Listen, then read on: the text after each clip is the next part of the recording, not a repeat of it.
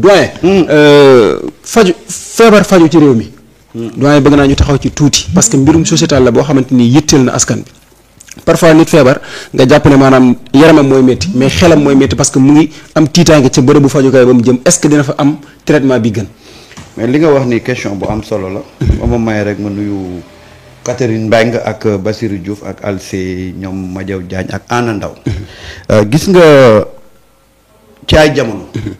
boo feebaraan buñ ne yóbbu nañ ko hôpital rek. xel day daal. waay ndax da ngay jàpp ne soo demee rek amaana ci ndimbalu yàlla.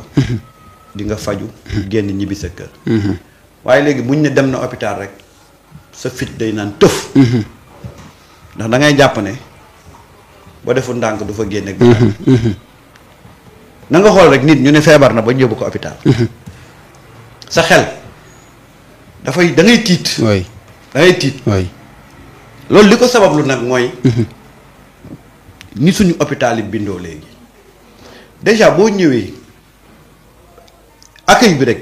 accueil bi rek. problème la parce que dafa am ay cas d'urgence. am na ñoo xam ne mënuñu xaar. waay mais malheureusement boo yegsee dañ la wax demal jënd ticket fee. balaa ngay jënd ticket bay remplir formalité yi mais am na xeeti feebar yoo xam ne boo ko malade yoo xam ne boo ko indee du mën a xaar. ba pare loo dajale yóbbaale ko du doy. ndax garab yu seer. et pourtant parfois maanaam xaalis la ñuy njëkk laaj ka sax feebar bi. loolu laa la wax. waay c'est-à-dire que balaa ñu lay faj ñu ngi exiger xaalis bi na mat. mais boo yegsee balaa ngay taxaw balaa ngay kii dañ naan la indi ticket. demal jëndi ticket. waay nga dem fi ngay jëndee ticket léeg-léeg nga fekk fa jaaykati ticket. boo ko fa fekkee. rang bi bëri. wala léeg-léeg nga ñëw doo ko fa fekk. temps boobu ngay jël. nga war a xaar benn médecin ngay ñëw ngay fekk moom mooy consulter. benn médecin. ci ñaata nit yu toog di xaar. léegi nga war a ñëw dellu si gannaaw est-ce que degré feebar yi ñoo bokk. c'est-à-dire effectif bi day manqué toujours. waaw am na koo xam ne taab la indi. pour médecin bi xoolal ko. am koo xam ne yaram bi mooy tàng. feebar bi tëralu ko. yow nga ñëw indi malade boo xam ne saa waay mënul xaar nga war a taxaw ci gannaaw xaar c'est-à-dire que yooyu yëpp c'est des systèmes yoo xam ne dañ ko war a xalaataat. parce que wax dëgg fa yàlla hôpital. c'est pour dalal xeli nit ki. mais da ngay dem gën a traumatiser wu. les conditions ne sont pas du tout réunies. pas du tout. da ngay dem hôpital. yow mi yóbbu malade sax après da ngay feebar. parce que au-delà de. niñ ko prise en charge bi. mais conditions yi ngay nekk yow mi indi malade bi. mais c'est un problème. yow da ngay dem hôpital. mais yooyu lay accueillir. mais da nga naan c'est pas possible moo tax boo fa fanaanee benn jour ñaareelu jour bi nga feebar. man fii laa gis suñu hôpital yi. mais en termes d'hygiène. mais laisse tomber. alors que hôpital par essence. mais moom hygiène ñoo war a ànd. moo waroon gën a set. mais hôpital. mais hôpital égal hygiène. wallaay mais hôpital bu munta am hygiène. mais loolu lan la. foo war a didee jàngoro di fa jëlee jàngoro. waaw c'est grave. kooku day mujjee nekk musiba. gis nga sama soxna da ko xam ba. ñun saa ñu amee malade bu ñu koy yóbbu dañuy jëlaale suñu motukaay yóbbu ay drap. ndax léeg-léeg nga ñëw ci lal yi fekk fa ay drap yoo xam ne. da nga naan nan lañ mën a bàyyee drap yi ci lal yi nan. te pourtant loolu yëpp personnel am na fa. c'est-à-dire que dañuy foo. dañuy avec légèreté. ci nit ñi. alors que hôpital rigueur moo fa war a jiitu. rigueur moo fa war a jiitu. et pourtant li ci gën a doy waar mooy que ni. xoolal maanaam problème yi am ci hôpitaux yi yëpp doo dem ci clinique benn ba fekk fa problème yooyu noonu. et pourtant ñi nekk ci hôpitaux yi. ñoom ñoo nekk ci clinique yi. ñii liggéey ci hôpitaux yi. des fois sax ñoom ñoo moom clinique yooyu noonu.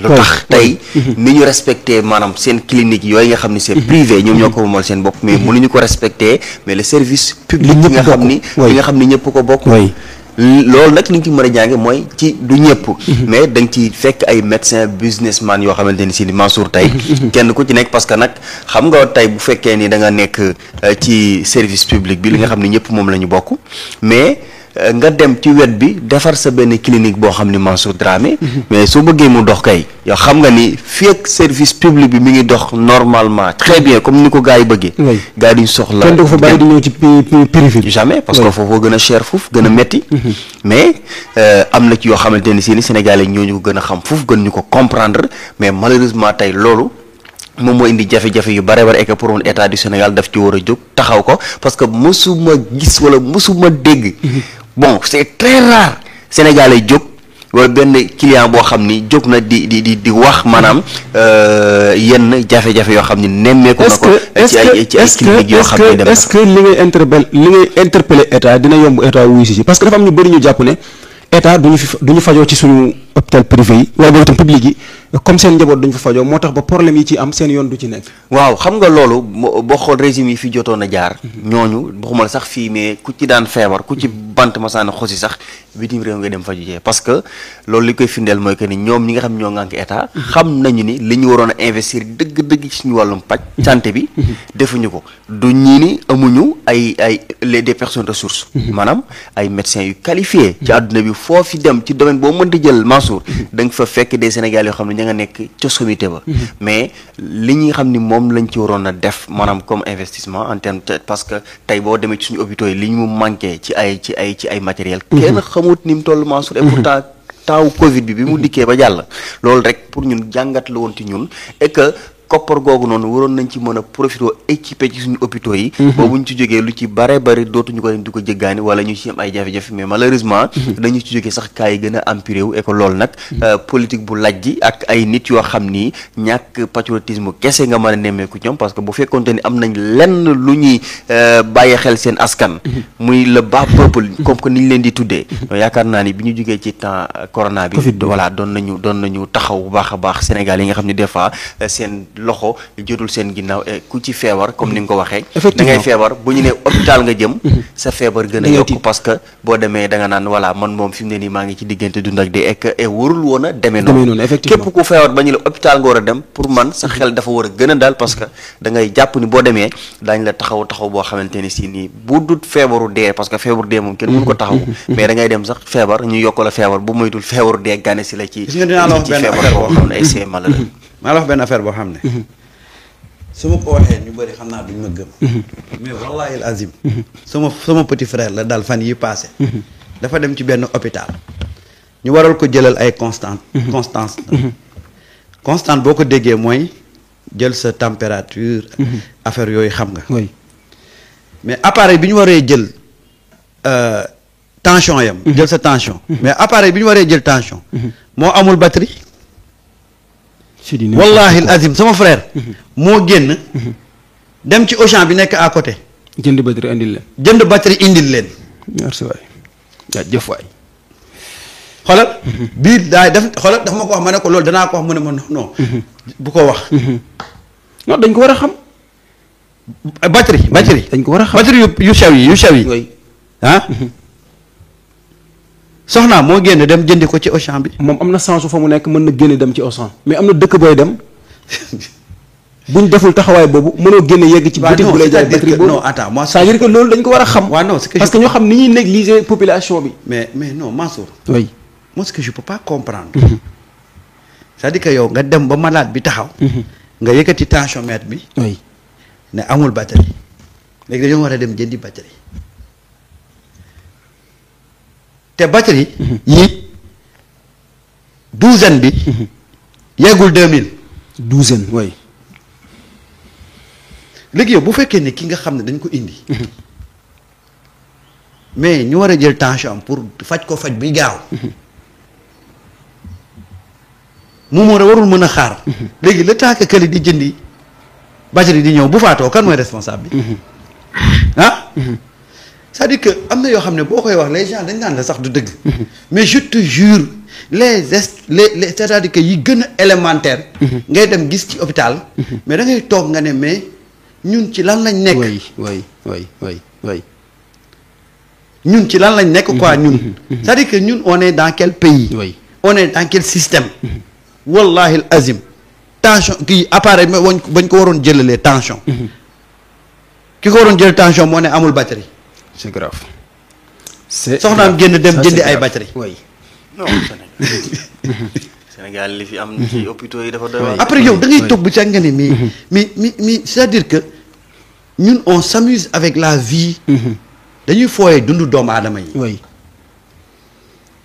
dañuy fooyee dundu doomu aadama yi. mais ak li ngay faral di wax toujours que ne crise bu nekk dañ ci war a jëlee leçon bi ñu traversé Covid 19 am ay réew yoo xam ne bi ñu ko traversé daanaka mën nga ne seen système sanitaire dafa doxee jag mais ñun ñu jógee ci leçon bu ni mel wala boo itam crise bu ñu mel te tiri wuñ ci benn leçon ci côté boobu. waaye dégg xoolal ñun du ñu tirer leçon. gis nga avant li muy wax nii. man jamono ji ma amee gàllankoor ci bopp. dama doon dem faju ba pare yëkkati compresse may ko ki toog noonu di xaar parce que amul compresse def naa ko benn yoon ñaari yoon ñetti yoon. compresse da nga koy jënd boo ko jëndul doo faju. je suis bien placé pour le dire. Okay. parce que bi ma dalee yàggul. benn booy la bu doon dawal Jakarta def choc. dafa ñëw bi ko femme bi ne ko da ngay jënd compresse ak col. ak col booy bi yoru xaalis. sachet bi ma yore woon def ci sama compresse ak sama col waroon prochain rendez-vous pour ma utiliser ko. moom laa yëkkati may ko.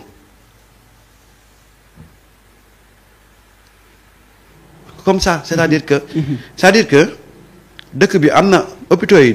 bu ñu lay wax des fois tu penses que les gens dañuy exagérer. en tout cas bërëbu fajukaay yi ñoo gën a feebar sax malade yi fay ñëw. buñ ko fa waxee noonu. non c'est-à-dire que bërëbu fajukaay yi ñoo gën a feebar. c'est-à-dire que yow boo yóbboo sa malade. oui yow jàppal ne. yow c'est-à-dire que da ngay jàpp ne mu faatu moo gën a jege mu génn ci. alors que bu njëkk ba boo yóbboo sa malade rek. da nga naan alhamdulilah comme yegg si naag bakkan ci hôpital bi. balaa muy génn dana wër. yàlla xam na ko. balaa muy génn dana wër. ok man sama waajur wu jigéen. yóbbu naa ko ci benn labo mu war a def scanner. on a payé 345 000. 345 000. waaw oui pour mu def scanner. mu def scanner.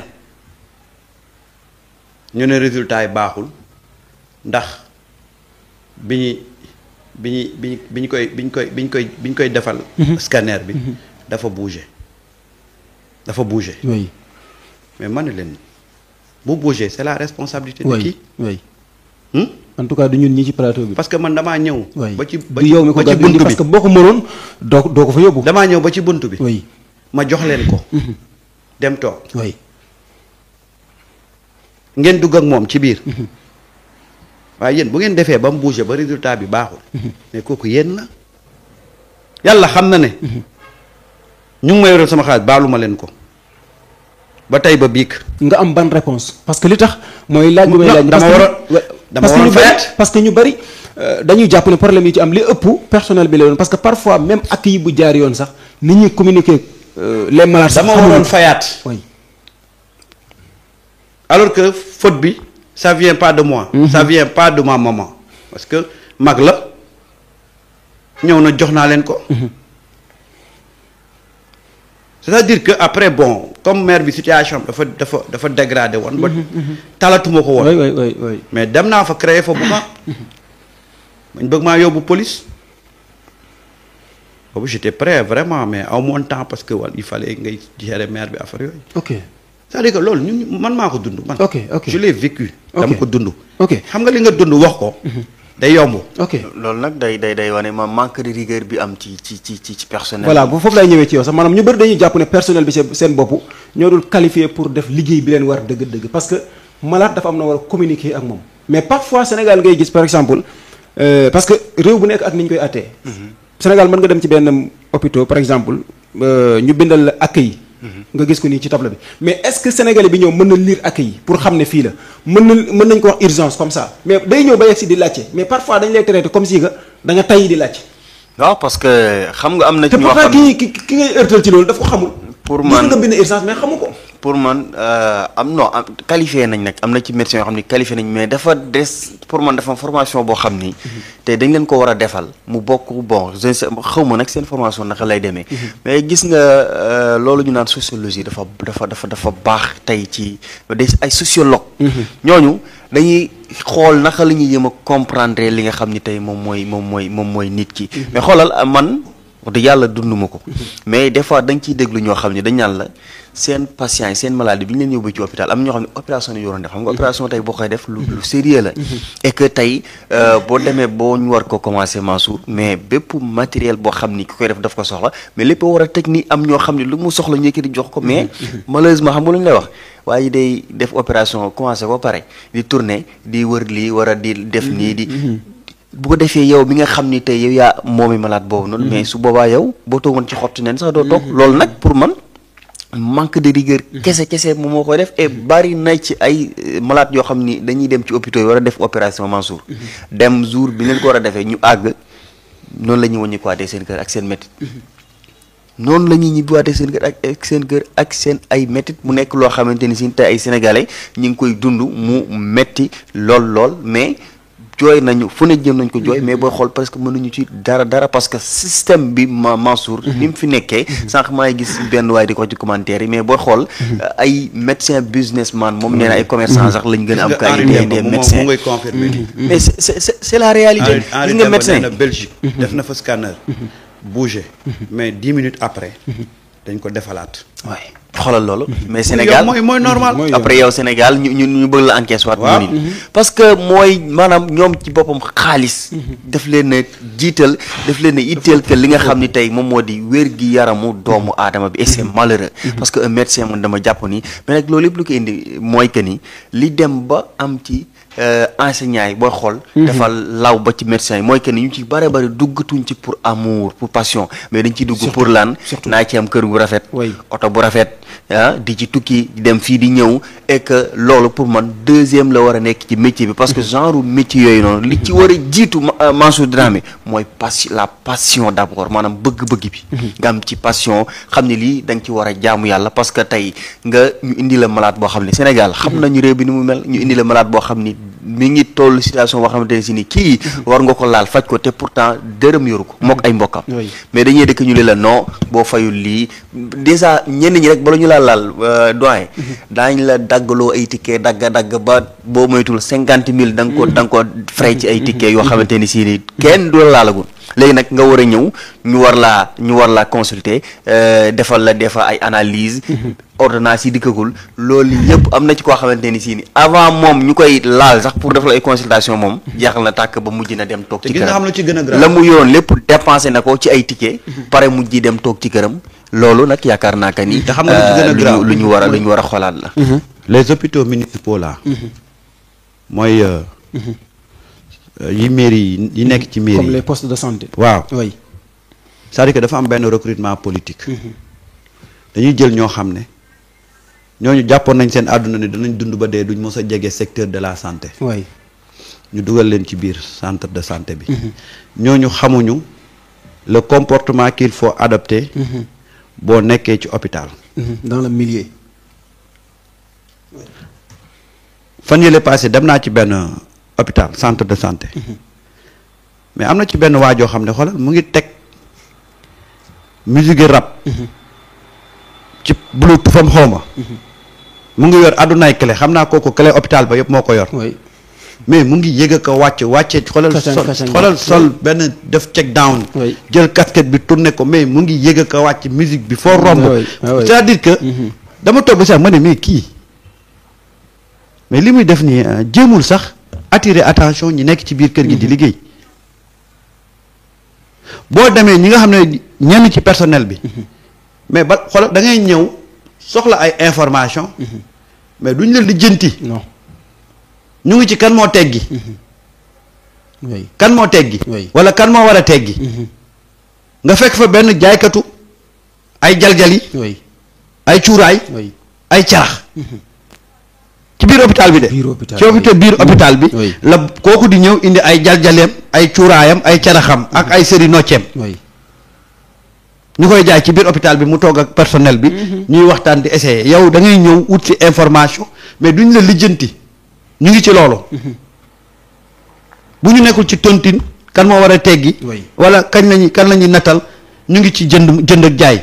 nga gis kii jaay c'est-à-dire que day dem ba boolee boppam ci personnel de santé bi. amul sens interdit ci biir hôpital bi fu ko neex lay dugg. kooku bu yàggee tuuti mooy commencé di faj góom. waaye dëgg xoolal bu yàggee tuuti mais waxuma la dara sax mais waxuma la dara. waaw mais moom ci biti la jógee. waay mën na indaale ay micro. waay et puis secret bi war a nekk ci biir bërëb bu fajukaay. waaw waay mais day ñëw xoolal yor ay bagages am. waay fu mu jàpp ne am na fa client ci hôpital bi. mu dugg fa. c'est-à-dire que moom day considérer boppam comme personnel naturel. ci hôpital bi alors que jaaykat la. comment tu peux comprendre ci lieu de travail jaaykat ñëw fa indi ay bagages am. di ko jaay à des heures de travail. après soo waxee ñu ne non maladie dañoo réew que ñi indi seen maladie mënuñu muñ amuñu tolérance. alors que y a un sérieux ci hôpital. dafa am ay secteurs yoo xam ne sérieux ñàkk sérieux moom baaxul fenn. mais dafa am fuñ ko gën a soxla. way bërëb bu fajukaay. mais ki nga xam ne dafa yendoo jaay. wër na bërëb bu nekk ñëw rek mais dugg ci biir hôpital bi ci ay zones yu sensible mais kooku da nga xam yëre mi lan la def ci microbe. ah bagage am yi muy jaay. est-ce que bagage yi ça a été désinfecté. day ñëw dugg naturellement. waaw ne tey indi naa ay jaljit yu bees. indi naa ay cuuraay yu bees. ñu nekk fa di consulter. bagage yu bees yi ñëw moo tax man quelque part j'ai été un peu déçu par le ministre. oui. parce que man jàppoon naa ne ministre bi ba mu ñëwee. ni Ousmane Sonko ak président Bassirou Baye jafe. exiger rigueur bi ñu àndal. exiger. en tout cas feeñagul ci milieu santé bi. c'est-à-dire que ni Ousmane Sonko ak Bassirou Diomaye Faye exiger. un audit des finances publiques. ministre bi mu ñëwee li mu waroon def. mooy def l'état des lieux. c'est-à-dire que xool suñu état hôpital yëpp. ak centre de santé yëpp. na ko jaral mu jël 1 mois. parce que pour pouvoir régler un problème. mais il faut aller sur place pour xam lii ban problème la. mais boo ko xamul mënoo ko régler. mais wallahi azim. les problèmes qu'on rencontre yi ñuy rencontre ci mbër bu fajukaay. buñ ko doon wax fii ba suba. waaw fii la ñuy fanaan parce que dafa am lenn. on peut comprendre un manque de moyens. ñu ne kat centre de santé bi wala hôpital bi. amul assez de moyens. loolu mën nañ ko comprendre. mais légèreté bi am. ci fonctionnement bi.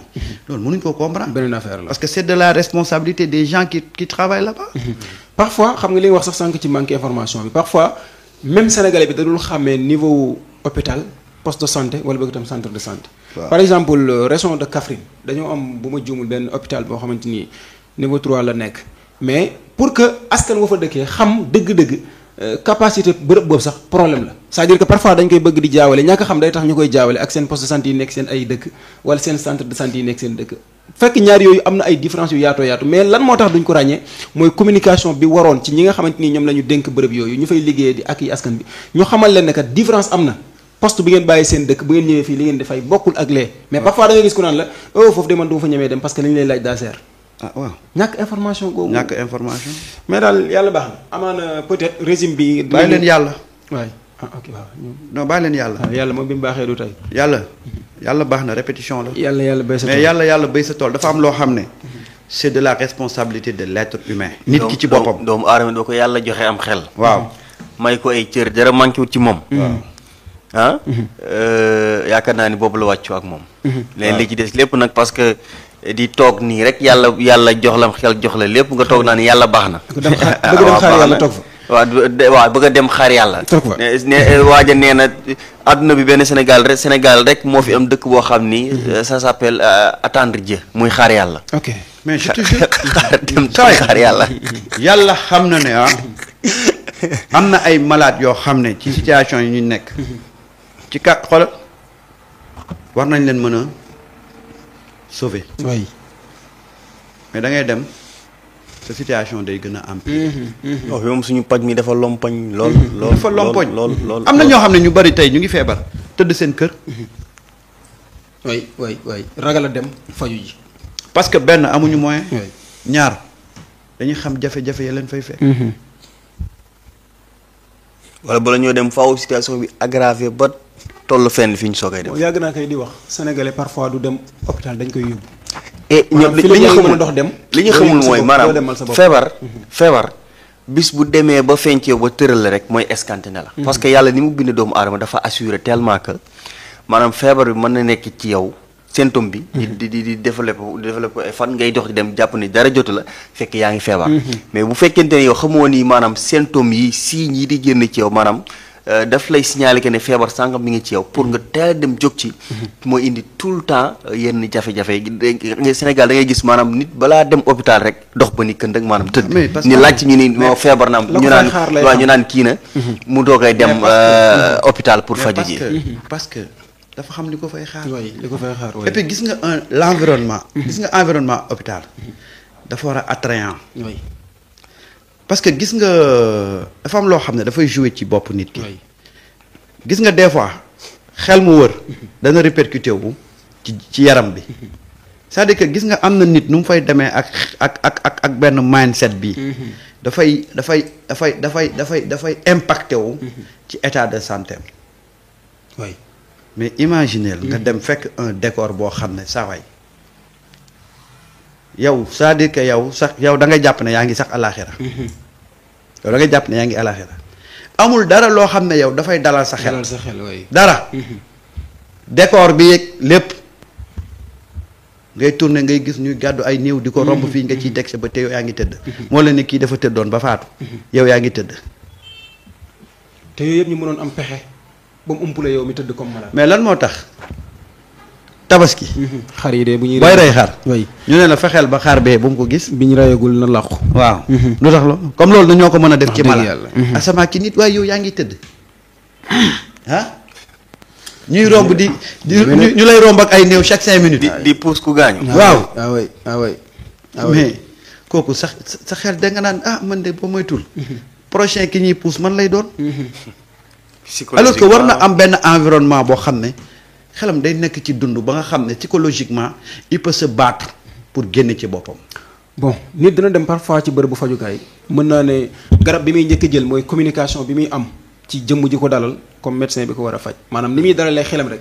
d'abord ci lay amaale tuuti tam. maa ngi ciy nuyu bu baax a baax parce que noonu la amee itam ci milieu bi ñoo xamante ni wax dëgg yàlla ñu am taxawaay lañ. Mamadou Diouf mu nga ca benn dëkk bu ñuy wax Touba Nguéyeen. nekk ci département bu Malem Hodar. mais dama mos di waxtaan ak moom mu ne ma nit kiy faj dafa war a fexe ba ki ñëw mu fexe ba waxtaan ak moom ba mu reconnaître d'abord ne feebar na après nag maanaam mu dalal xelam doog a dugg ak moom ci faj. mais xel bi ngay njëkk a faj. voilà dalal xelam maanaam parfois ki may wax ni da ngay dem yegg ci moom mën na la jox temps ba nga jàpp ne kii dafa waye di wala dafa wérul mais li muy faj ci ay malade dafa dem ba gox bi mu dëkk naan bon kii dafa am ay jinne yu mu àndal fekk du dara moom ci boppam toog na wax ma dégg du dara respect bi mu am ci malade yi ku ko am ci say malade suñu borom jox la li nga xam ne mooy ay résultats yu baax moom wax dëgg yàlla jëmm la joo xam ne ju qualifié la ci li muy liggéey ñu ngi koy ñaanal bu baax a baax surtout que jëmm yu ni mel ni tam ministère de la santé ñu bàyyi leen xel. waaw et puis foofu nga waxee aussi dama ci boole hôpitalu Ngor bi ma dëkk wax dëgg fa yàlla gis naa fa amélioration wax dëgg fa yàlla du point de vue hygiène surtout cet gi gis naa ko fa ba pare personnel de santé bi doy na et puis service communication bi c'est-à-dire que information yi malade bi ni mu koy amee vraiment man c'est bien j'ai trouvé que au cours de ces 4 dernières années yi wala 3 dernières années yi ma gis nii mu ngi évoluer positivement loolu nag dama koy wax parce que hôpital bu may fréquenté la ndax foofu laa dëkkee des fois suma doom yi bu ñu feebaree fa laa leen di yóbbu mais vraiment gis naa fa amélioration en termes d'hygiène même accueil bi ci hall bi léegi teg nañ fa ay xeeti toogukaay yoo xam ne boo ñëwee mën nga faa toog xaar sa malade te coono du la si jàpp ensuite personnel bi gis naa ne yokk nañ ko xam nga et puis j'ai trouvé des médecins formidable. ñoo xam ne humainement.